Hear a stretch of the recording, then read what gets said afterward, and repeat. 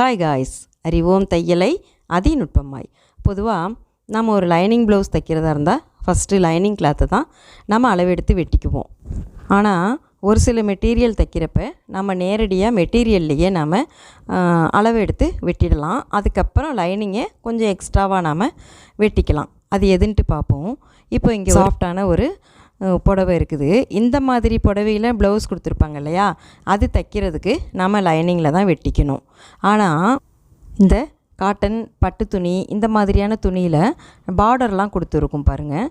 அதிலெல்லாம் நம்ம அழகாக இந்த துணியவே மடித்து போட்டு பார்டர்லாம் சரியான இடத்துல வரா மாதிரி வச்சு நம்ம நேரடியாக நம்ம ப்ளவுஸ் மெட்டீரியல்லையே அளவெடுத்து வெட்டிடணும். அதை வச்சு நம்ம லைனிங் வெட்டிக்கிறது தான் சரி.